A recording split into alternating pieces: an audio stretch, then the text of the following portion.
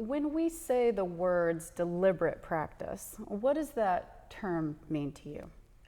I think in any field where you're trying to be an expert at a task, whether it's a musician, any sort of sports, it's the practicing specific skills or even kind of subsets of a total skill with intention on improving it, and involves repeated actions with feedback or coaching and measurable improvement.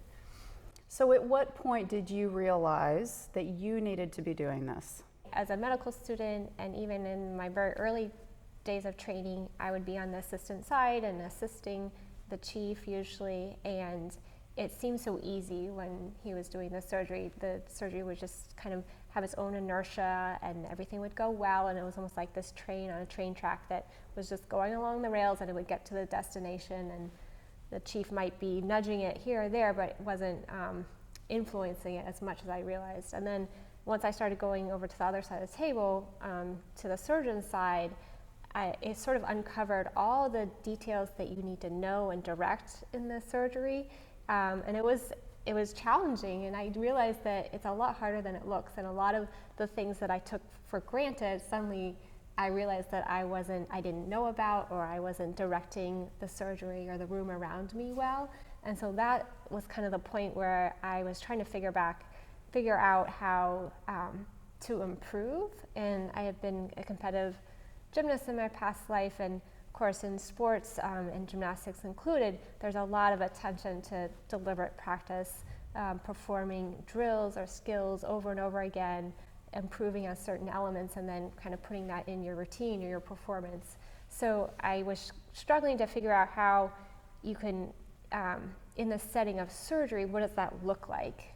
So what does that look like? Where did you start, or maybe what advice did you receive from others? So of course it'll look different for different people because people learn differently, but I remember several of my attendings kept saying, well, you need to visualize the case. So the night before you need to visualize it, the morning of you're supposed to be very specific and visualize specific elements, needle angles, things like that. And what I found was when I would do that, I would get distracted, and it wasn't very effective for me. My mind would wander. I wasn't really seeing the parts of the surgery that I was supposed to be visualizing.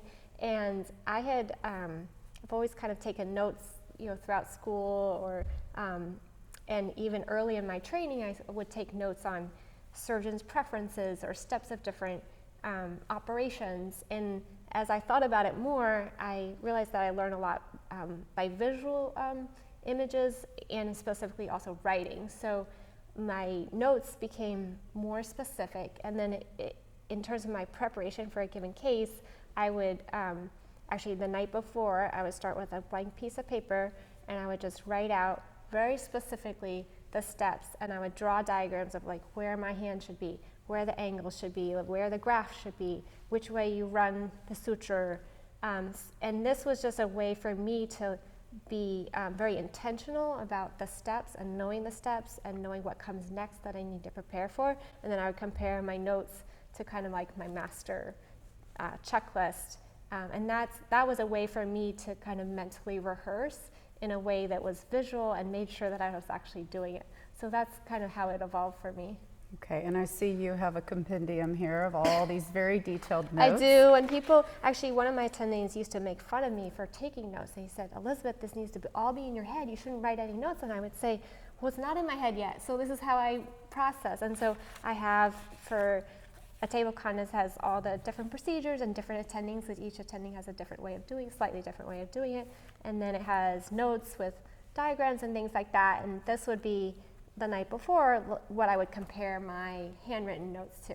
And then over time it does become more natural, and you don't really even think about some of those steps. But when you're first learning, you have to very intentionally ask the scrub nurse for the next thing, or a lot of it is involving people around you and the team around you. And so this was my way of kind of developing those skills, so that then it does become second nature, and you're not having to think so much what comes next and what do I need to do next. I can only imagine the other people in the operating room are now wishing they could look at your notes every night before they came in too. And some of my attendees would because I have small handwriting, so and we wear loops, so I would have this notebook by the nurse's station, and my attendings would put on their loops and then start trying to read my handwriting and like checking what I wrote down and whether they agreed or was it drawn correctly. Have you seen doctors turn to other tools and methods to help them?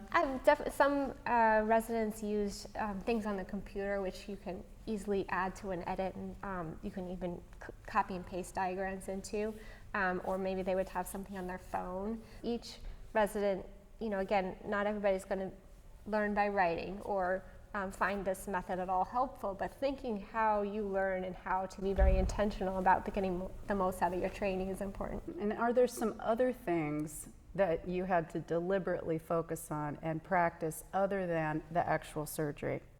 Well, I guess other than the writing down and drawing, I did. We have some simulation, some of our vessels that you can take home and practice on.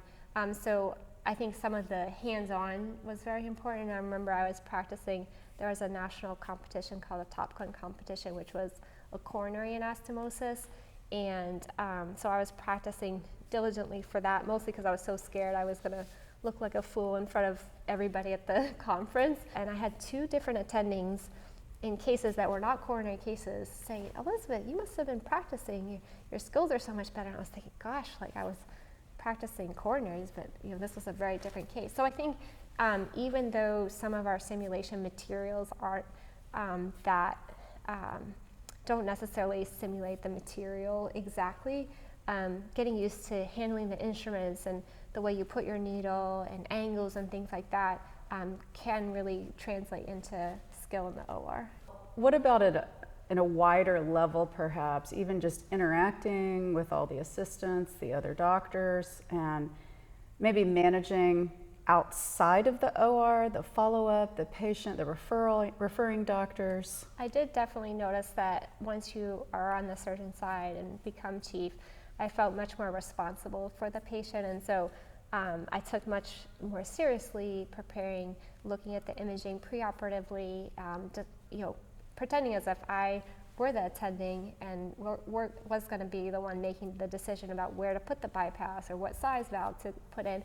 And I think concordantly, the attendings would refer to me more, like, where do you think we need to bypass, or what vessels do you want to use? And so, or where was the blockage based on the cath? So they held me also to a higher standard. So it definitely was a growing process where you're assuming more and more responsibility, and the attending is turning to you more as kind of the leader.